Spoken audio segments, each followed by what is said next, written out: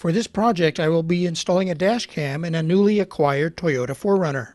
Here are some pictures of my Mustang that already have a dash cam that has been in there for I think 6 or 7 years.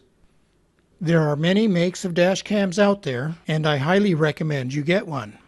If you don't know why, just search for videos of insurance scams busted with people using dash cams. And now let's get started on the Toyota install.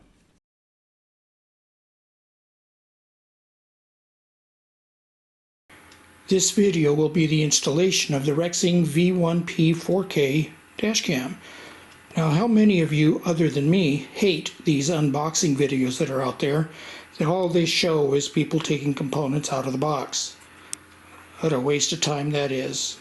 Here we'll be showing the components in the box, and we'll display each one of them, showing what all actually comes in the box, and then we'll get to the installation.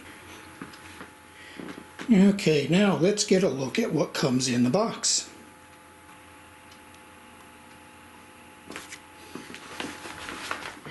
And of course, it's already been unboxed. First up, of course, is various manuals and readmes. Let's get to the main stuff here. Here we've got the main forward-facing camera, display screen, buttons. I've already installed the memory card, mounting bracket, and this is the actual camera lens itself. These here adjust the angle of the cam. If we turn this, the cam moves up and down.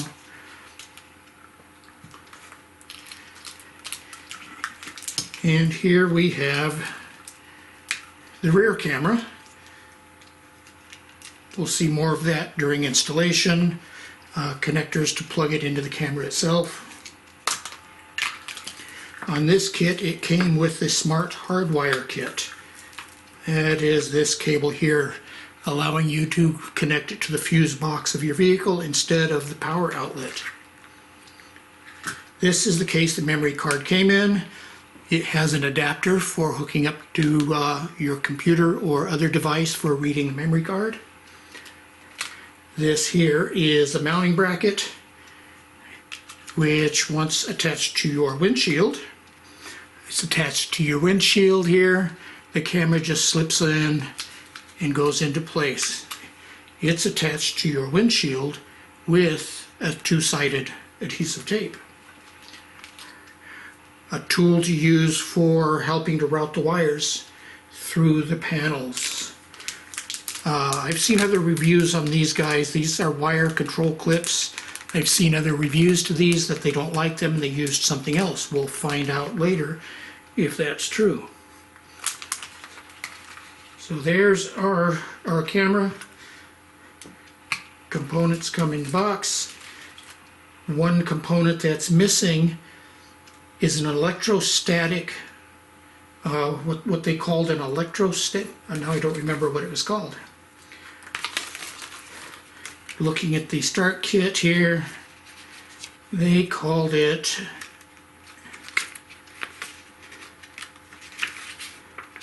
here we go.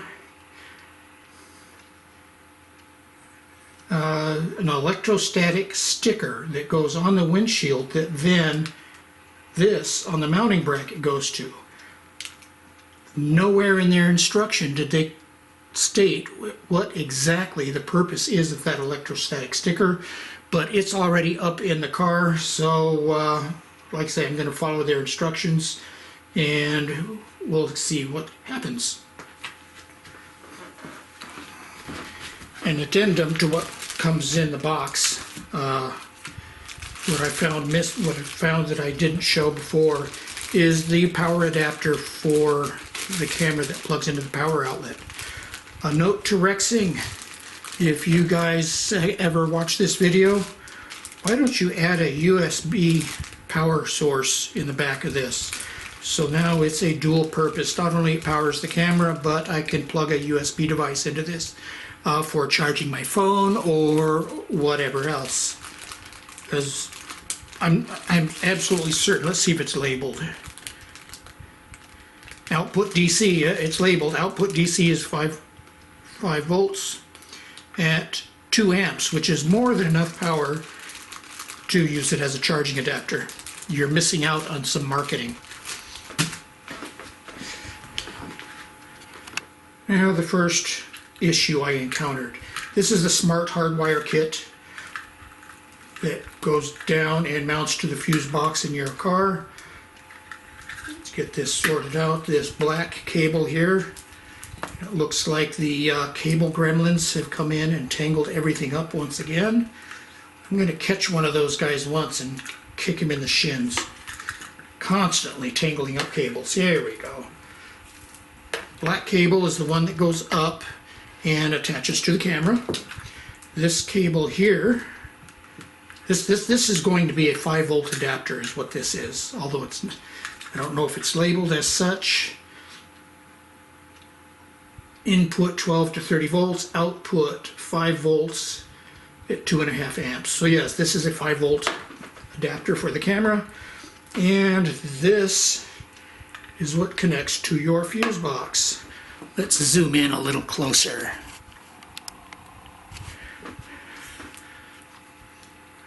This is grounding terminal. We'll have to find a place in the frame to attach that. And these adapters are for pulling fuses and replacing it with the adapter. And they're labeled, making it nice and easy. This red one here connects to an accessory fuse powered by the ignition switch. And the yellow one is labeled B+. So this is going to go to a hot terminal. But the issue I have, these blue fuses are rated at 15 amps. That's an issue. A 15 amp fuse would be okay for this cable, which I believe may be 18 gauge. It's actually labeled.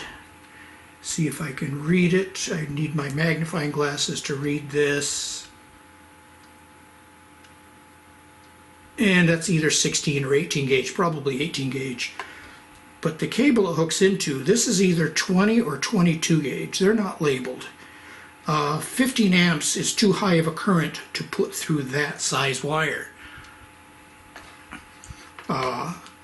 If we had a short in this system at 15 amps, which is less than this fuse protecting the system, these wires are going to melt down before the fuse blows, possibly resulting in a fire hazard. I hooked up the camera, both the camera and the backup camera, to a power source, measured the current at less than 1/2 amp. I'm going to yank these two blue fuses and replace them with 3 amp fuses. I would not recommend installing this harness with 15 amp fuses. That could be an issue should something go wrong. So now let's get to the installation. Okay, the first thing we're going to want to do, actually a couple of first things we want to do. Can we do 2 first things? Maybe I'll have to rephrase that. There was a protective liner over the camera lens. Don't forget to remove that.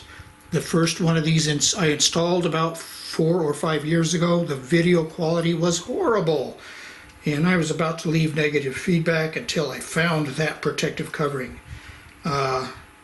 I was a dumbass at that point. But what I've already installed, and we'll pull it out to look at, is the memory card. This is the one that comes with the camera. Make sure if you want to increase it, it comes with a 32 gig memory card. If you want to increase the capacity, look in the manual for the correct size memory or the correct type memory card. The memory cards that go in these cameras are a high quality card. But you'll want to take it out of it was sitting right in here. You want to take it out of that case. The one side has the terminals, the gold terminals. We can see there, I think. You should be able to see the terminals. And we just take that, put it in the slot, press it down until it clicks in place. This camera is now ready to use. But I haven't removed this protective plastic covering yet. That'll be the last thing I remove, protecting the display from me doing something stupid and scratching it. Here I've got my fuse kit, and everything's boxed. These are the values in the fuse kit. Comes with a fuse puller that I've actually never used. This is the fuse puller. We're going to use it. I've usually used needle nose pliers, but we're going to use it. See how well it works. Clip it over the 30 amp fuse, and it doesn't work real well.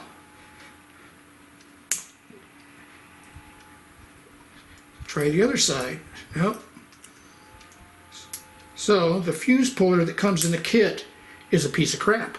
Excuse me while I go get some pliers.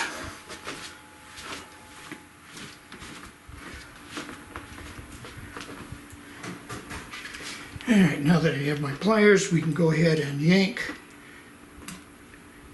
these fuses and replace them with a 3 amp fuse. If you're not familiar with these type fuses, they are color coded. The blue fuse is always going to be a 15 amp fuse, although from here you can see the shade of blue can sometimes vary. But looking at the surface, those are both 15 amp fuses. And we'll yank this one. Now these fuse adapters, this top fuse is the one that's powering this wire going to the camera. This bottom slot, if you can see that here, let's zoom in maybe.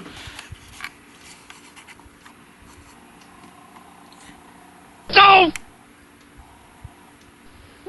I believe that's focused. This bottom slot here is for the vehicle fuse. So we will be pulling the vehicle fuse out of the fuse block and shoving it in here at the bottom. But for what we're doing here, that one's in there pretty tight. We're going to be yanking that fuse out and shoving in the 3 amp fuse.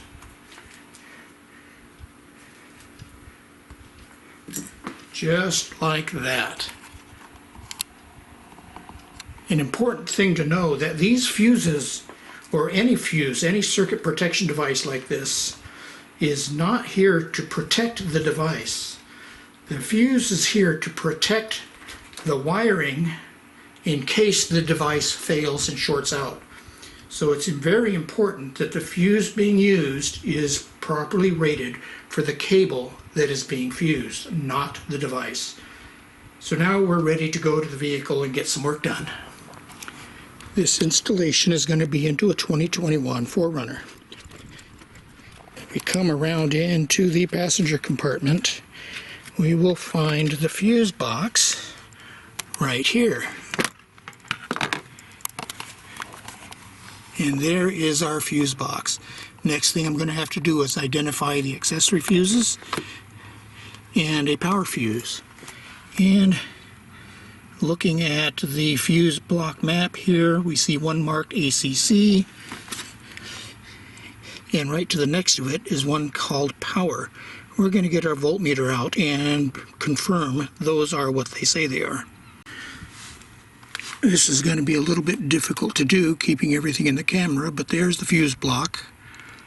That blue wire there is going to my voltmeter, helping me find 12 volts on the fuse block. So we start probing the fuses. So as I go across here, I've got 0 volts, nothing there, nothing there. Let's go over to this side. There I've got 12 volts. And looking at my fuse map, that is called ECU-B. That's going to the ECU, the engine computer, and is 7.5 amps. I would rather find a larger fused circuit. So let's go to this one below it. It's a blue fuse. It'll be 15 amps. There we've got 12.3 volts. And that is going to the horn and the hazard lights. Horn could create some interference with the circuit. Horns are very loud electronically. So down here, looking at the fuse map, that's 25 amps going to the wiper. No voltage there. So down here, this one, that's a 10 amp going to the brake lights. There we've got 12 amps, or excuse me, 12.3 volts battery voltage there. Let's take a look at the voltmeter, get the glare out of it. You see I've got 12.3 volts. And the stop light lamps, I believe, is going to be the one I'm going to use. So we're going to use this one for the power and this one for the accessory. Yep, I was off camera there. We're going to use this one down here for the power, that's 12.3 volts, and this one up here for the accessory fuse, which will be powered up when we turn the ignition on. Okay, there is the camera mount. In between the camera mount and the windshield is the electrostatic thing that I don't know why is there, but the wires are going to be running across the top, down the left side pillar, and we've got to go behind that kick panel there to get it down underneath to the fuse box. And it appears as though the only thing I need to do to remove that kick panel is to remove that plastic piece right across the threshold of entering the door. So let's get that off.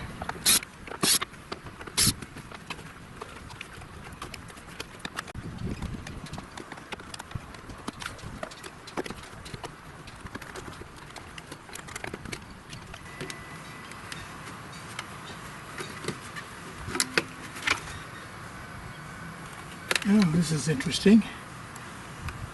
You got somebody's hacked in a switch behind here. I wonder what that's for. So anyway, now let's get off the tripod.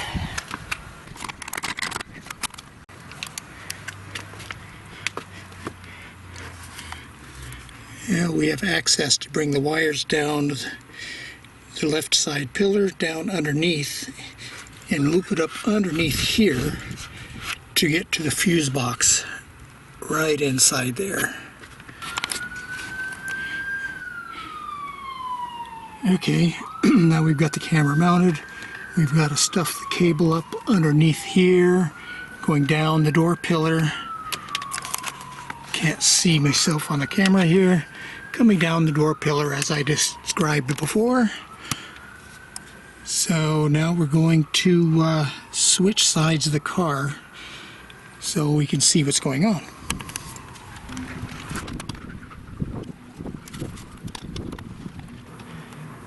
Alright, we're looking in through the passenger side window now, trying to get you a best view possible of what's going on, and I think that'll do it. The camera's up there behind the mirror, you can't see it. Here, maybe you can see the camera here. Here's the cable. We've got to stuff it up under there. This is the tool that they provided with this kit. This is the tool they provided with the previous kit. I don't know if I like this one.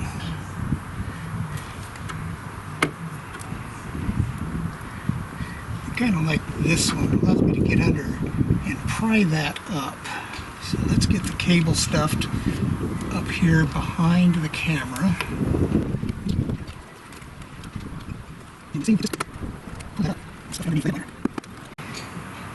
Rexing, if you see this, this is a better tool.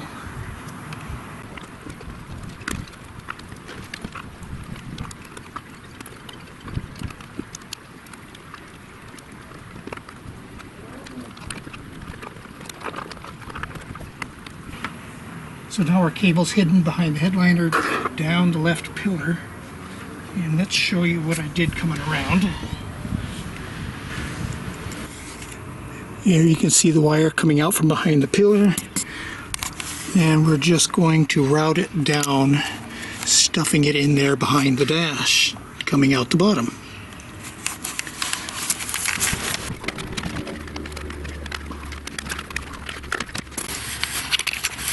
And we can see we have all this extra cable. We're going to end up just coiling it up and hiding it behind this kick panel. So let me get all that coiled up and we'll resume with connecting it to the fuse box. Alright, now we have most of the extra cable tied up here. Here's my two fuses pulled up through the bottom. Let's get those hooked up. This was the one for the accessory, which was the red wire. So we pull that fuse out and we put it back in. Oh no! Once we drop it, we pick it up and we put it back into the adapter.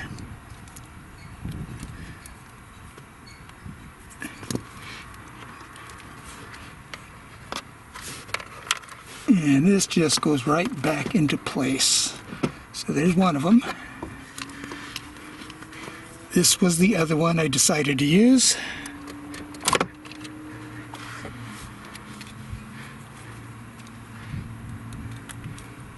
Same thing.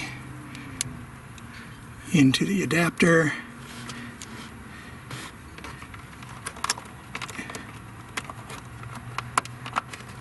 Plug it back into the fuse box. And the last thing is the ground wire. This screw, here we go, this screw right here happens to be going to ground, so we can just loosen that up. And hopefully be able to shove this speed connector up under behind it. Doesn't seem to be quite the right size.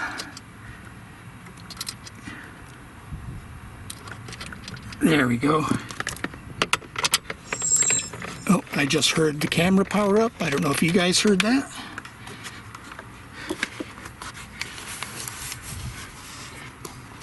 So there's our wiring into the fuse box. Now it's time to get ready to set up my new Rexing camera. For setup, I prefer to do it on the bench, much easier than doing it up in the car. Up over here, we can see I've got it hooked up to my power supply, 12 volts going into the car adapter that you can see right down here. So now let's get a close-up look at the camera and take a quick tour around.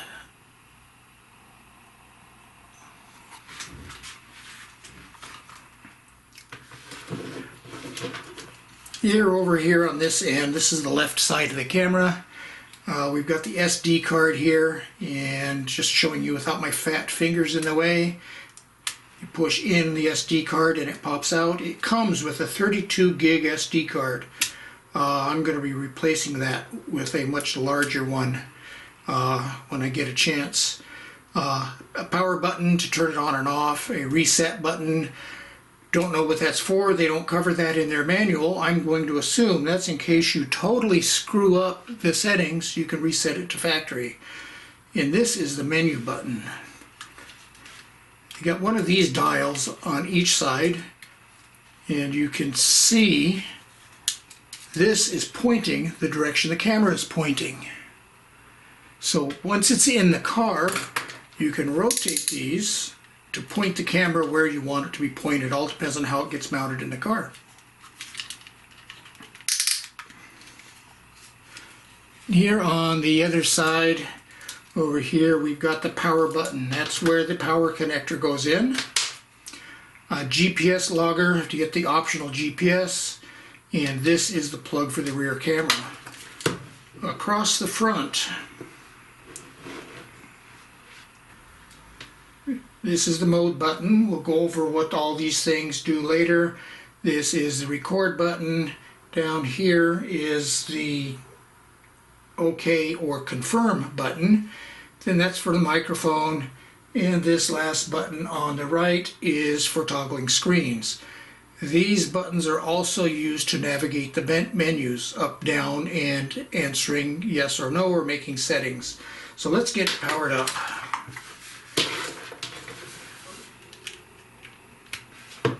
When it sees power, it's going to automatically turn on. And if we see this flashing red dot right here, that's telling us it is currently recording. You want to stop recording. There's actually no reason for us to be recording here, so we'll hit that record button, and you see it has stopped recording. Of course, hitting the record button again will start it up. So to enter the menu settings, we push the menu button over here once, and we get to the first level of menu settings. And using the record and microphone keys, we can toggle through all the settings. And we get down to the bottom, there's the last one. Hitting this one again just goes right back up to the top.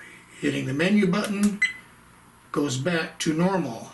Hitting the menu button twice goes to the lower settings. And again, we can toggle these through. So we're going to start with, went too far, date and time. To enter the date and time, we'll hit the OK button, and now we're in the date time setup. You can see here it's at 7/30/2025, July 30th, 2025. Today is the 29th. We need to set that to the 29th. So using these two keys here will changes the settings. See 7 there, 6, but we want to get over to the 30. Set that to 29.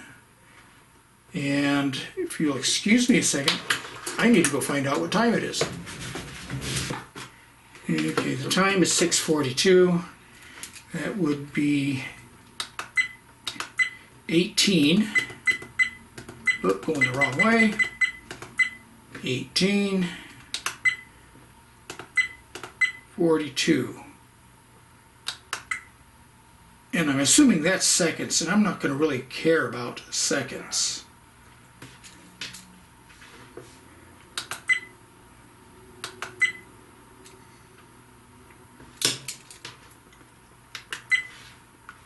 That's hitting the menu button on the other side goes back to the top level. Let's see. Auto power off is not set up right now. Auto power off is turned off. I'm going to want this to turn itself off. So we're just going to set that at 1 minute.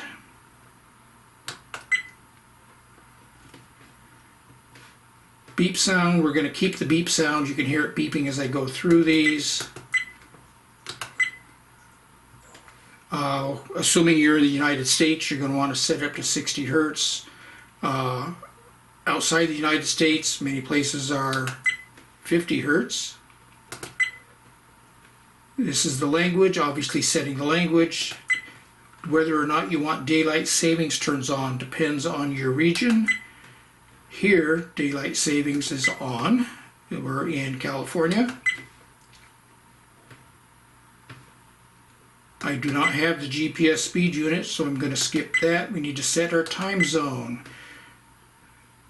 Right now it's set at New York. I've got to move that to Los Angeles for the Pacific time zone.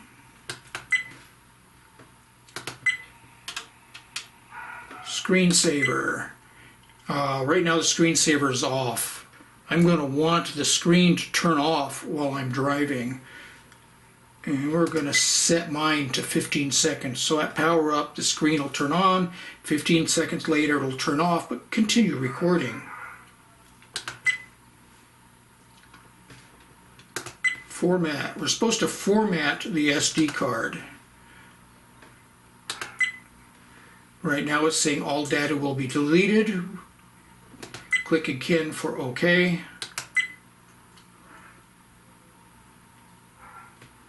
So the SD card has now been formatted, ready for recording. Here is whether or not you want to return to factory set defaults. That's going to pretty much erase everything I've already done. We don't want to do that. This is just telling us what version software is in the camera. And that's it for the primary setup.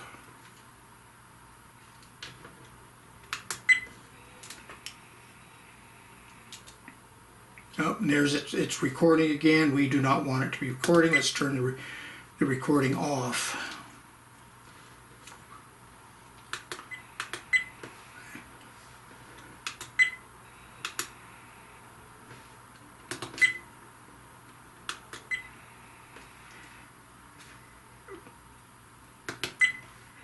First one here is the resolution. Right now it comes default at the maximum resolution. This is of course going to take more room on your memory card. That's if you want to record at the highest resolution, which is recommended, then you really need to get a larger memory card. See, there was that 15 seconds and it turned off. I do not know what dual record is. I'm going to have to look that up. I do not know what the dual record is. We'll look at that later. Loop recording, that's set at 1 minute. That means every 1 minute it's going to create a new recording. 1 minute's pretty short. I'm going to prefer it to record 2 minutes. That means every 2 minutes it's going to start a new file on the memory card. That's a matter of preference on how you want to do that. Timestamp is on. That means your recording is going to be stamped with the time, date and time, so you know which file is which. I'm going to leave that just as it is.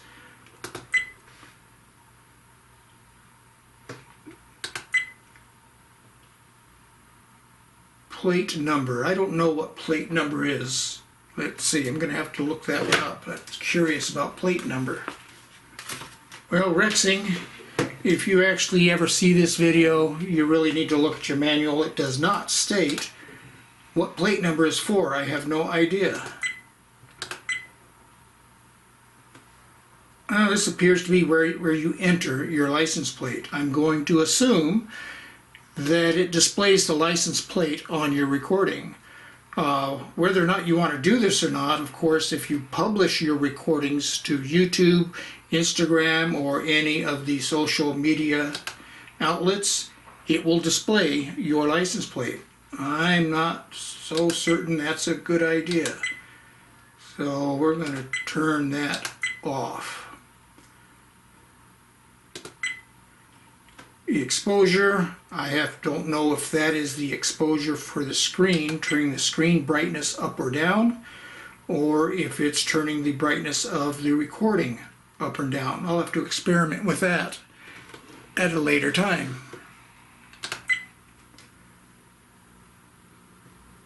Here's another one. I'm not certain what WDR means. It's set at on, but that wasn't in the manual either. I'm going to guess there's an online something that we can look that up, find out what is meant by WDR. Next one is record audio. That is, of course, do you want the audio recorded along with the video? Defaults to on. That's good. G sensor, that is for recording bumps in the parking lot. If there's something disturbs your car in the parking lot, it starts a recording. It defaults to low. It defaults to low. I don't know if that means it takes a very little amount of movement or a lot amount of movement to make the recording. We'll have to look that up. Wi-Fi, that's for connecting with your Wi-Fi, hooking up to the phone. And to set up the parking monitor, I have to connect a smart hardwire kit. I have the smart hardwire kit. It's in the car, so right now it does not recognize that that's turned on.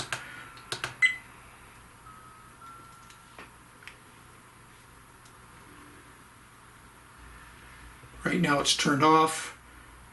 We have two choices, G-sensor or time-lapse record. We'll have to look that up and find out exactly what those mean. and this goes back to the top. And that's pretty much our setup. It's set up as far as I'm going to go at this time. It's time to get it in the car and get our first recording and see how everything's working.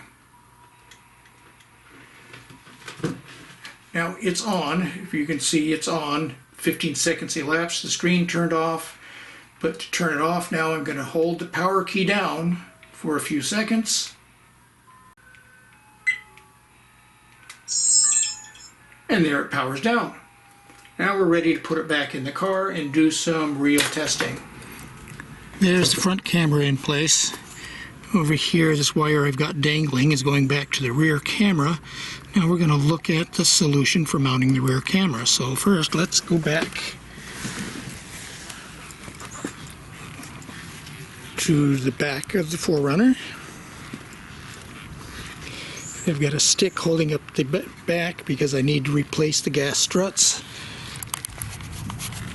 But the problem with mounting the rear camera is to get a proper view out the back window. And the only way to do that is for me to make a custom bracket.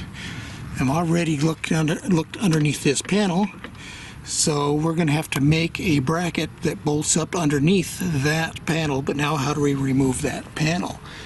Underneath, first thing I'm going to need to do, it looks like, is to remove the rear cabin light as an assembly, because looking down through here you won't be able to see, not enough light, but there's screws holding that to the top. So let's get that off. Working from underneath here, I noticed there's a little indentation here, but it appears to be, we pop out the lens. No! Oop, just like that. I didn't break it. And we can see we've got 4 screws here that will need to come out. That's going to be the first step. Now that we've got this loose, we need to come back underneath. I don't know if we'll be able to see this, but underneath, hopefully this shows up in the video, we've got push-in clips. We need to find all those and using a screwdriver pop them out. Unfortunately, I can't show this while videoing because I need both hands. Alright, we've got the panel off. We can see all the little red locking points, a screwdriver to pry them up. Be cautious of these little locking guys, one here, one here. You need to push those out of the way. So now, I can back up at top.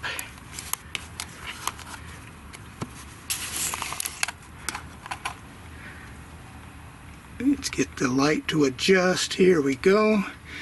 We've got this surface in here around this alignment pin for mounting bracket. So now I'm going to have to draw this up and come up with a mounting bracket that essentially is going to have to screw into here and here. We'll have to pop some holes in there.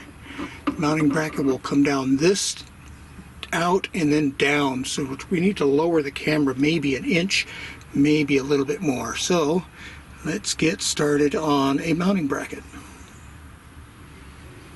Here is the image of the rear camera mounting bracket I made.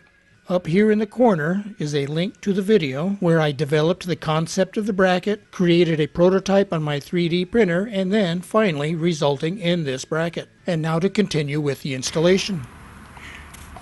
Now we're inside. I've got the bracket up in place with 2-sided tape. Let's see if we can get a better look at what's going on here. Here and looking up underneath. Let's see how I can do this here. Try to keep it in the shot. There we go. If you can see inside those 2 slots, I've got a little black dot, and that's telling me where to drill the holes. So, next we gotta get out the center punch and the drill. I first used an automatic center punch and then followed it up with a normal center punch and hammer to dink for the 2 holes.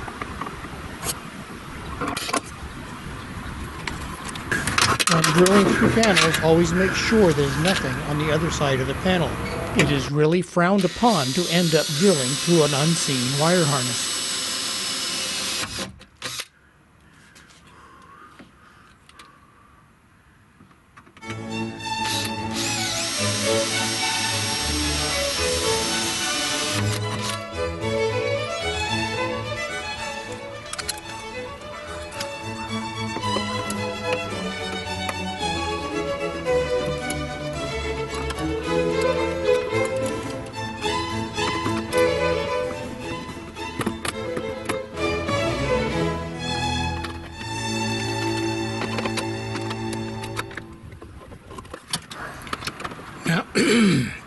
Now that everything's ready, I've pulled this down again right here, shove the cable up underneath there to come out here on the other side. So we're going to run the cable. First, if you can see this here, let's get it where the light comes on. There we go. If you can see here, I've got that electrical tape where I believe it needs to be right here for the right distance to go all the way down the headliner. You can see the cable laying down there all the way up over to the camera. So now it's a matter of pulling everything down on the headliner to get it stuffed in behind the fascias going down there. Now it looks like, looking at my camera, it looks like I'm not going to get good lighting in here to show this process, because the outside light is screwing up the exposure, but I'm going to get that all stuffed in down all to the other side.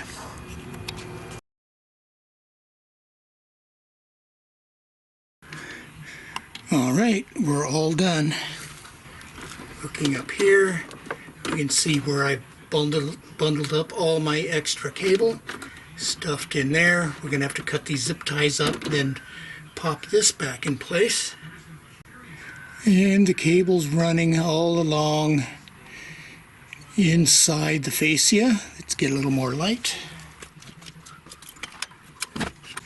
As it goes all the way down the passenger side, up and underneath the headliner to the camera. And this completes my installation of the dash cam just as soon as I pop that rear fascia back in place and reinstall the dome light. Now that the camera installation is complete, I've added a rear and front view of one of the recordings. Do your best to ignore the crazy guy yelling at the cars.